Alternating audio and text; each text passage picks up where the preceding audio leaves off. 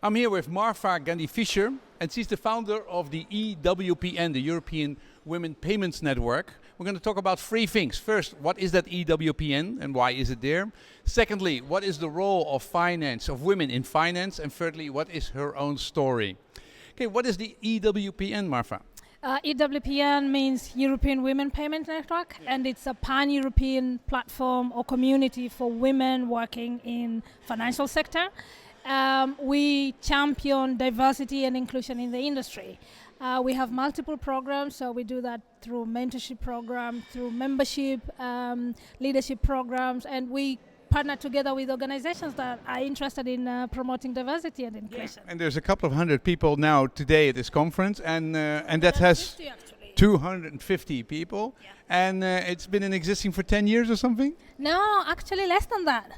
We started it in 2015, end of 2015, and we had our first event last year. So 2016 we did the strategy of what we wanted to do, and we had our first event last year, and this is our second event. Yeah, and it's huge. I mean, it's really, and there's also very interesting women around here. Actually, there's also a couple of men walking around here. So you have events like this. What do you say, mentoring? What do you do? Yeah, so we have a mentorship program. So, when you're in the industry, you want somebody you can bounce your ideas with or who can help you with developing your leadership skills. So we partner a mentor and a mentee, and they talk through together about, what the mentor needs. And that's a relationship that goes on for 6 months. And then we have leadership program, which is for people who are, not everybody is interested in being a leader. So we have, for the people that are interested, we have the leadership program. Mm-hmm. And then we have millennials. What is it, a master class, or is that something online, or how does it work? Yeah, so that's a master class. We organize with institutions and universities. They come and provide that particular training on leadership, and that's it. Okay. Yeah. So let's talk about women in finance, and especially in the payment industry. How is it going so far? I mean, how are women doing in this payment industry? I mean, there's a lot of women working in the industry at the moment, but what we see is that majority of them are on entry level and mid-management level, but as you go higher, the numbers are less. Drop quick. Exactly, they drop very, very quickly, and it's because of, a lot of research has been done. It's the same thing in the technology. It's the numbers of women are not enough because on the people. But in the finance world, there is plenty of people at the lower parts of the totem pole. But in technology, there is no, they don't even start there. So there's a lot of people working in finance. At least 50% is working of the people who work in finance are women, but they don't go up. So there's a different problem. Why? A lot of things, to be honest. First of all, policies. The companies don't have policies that promote or help women develop their leadership skills. We have the gender pay gap because the same kind of job that I will do, I will get a few euros less than my male colleagues. So it doesn't motivate me as a person, as a woman working in the industry, to go higher to check on, a challenging position. And then there's the maternity leave, of course. Unfortunately, the burden of taking care of the children still lies predominantly with women. Yeah. And it disadvantages them because they're not able to go back into workforce immediately after giving birth. So you lose a couple of years in your career. Yeah, and when you go back, you go totally back to where you are. So there's many factors, and of course... Can I give you a male observation? Yes. Okay. So what I'm used to is that if there's a job available, so somebody gets promoted, the males will go, I can do this. I'm the man. I'm really good.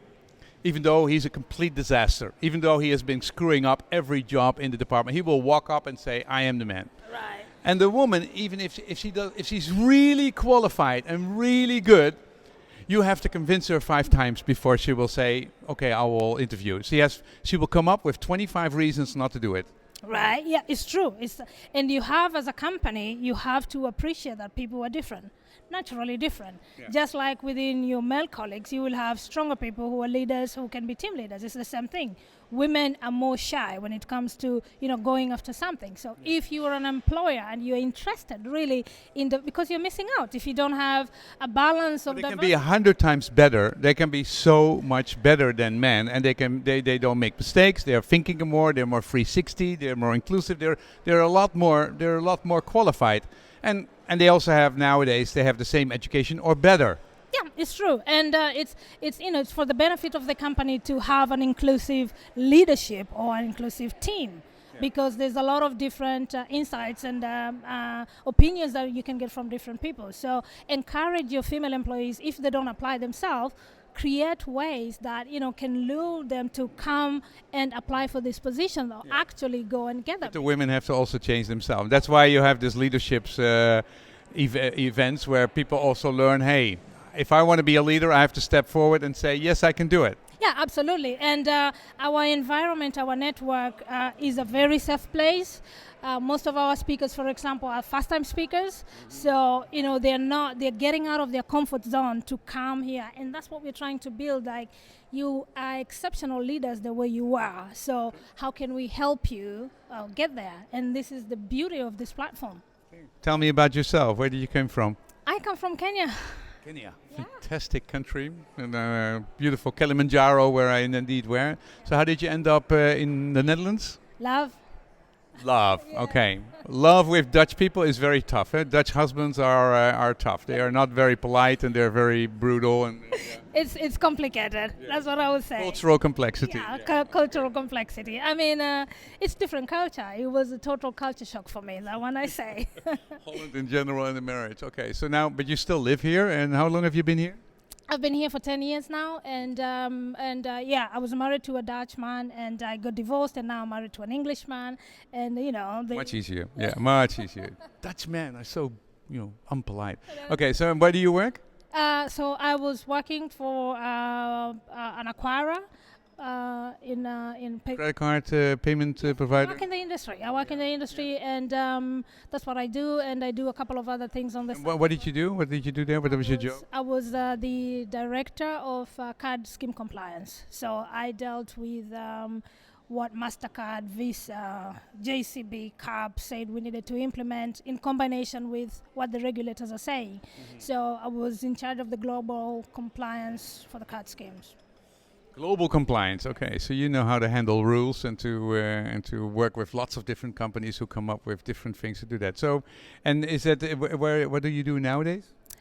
I just stopped working this month actually, and taking the rest of the year off to take care of myself, and then I will see what's going to happen next year. The EWPN. Of course, EWPN is taking a lot of time, so we have beautiful plans for next year, and of course our activities. There's so much going on, so yeah, my focus will be to myself and EWPN.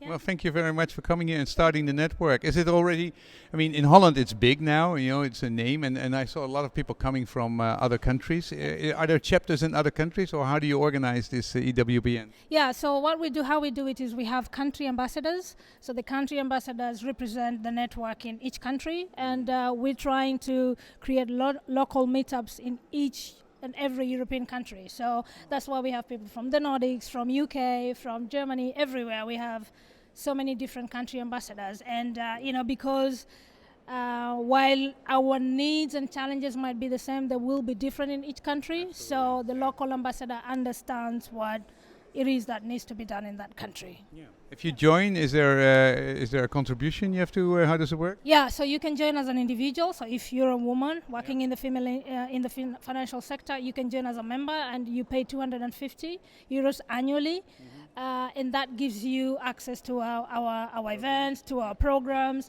You get a lot of member benefits as well. You get access to partner events. You get the mentorship as well, and you can join as.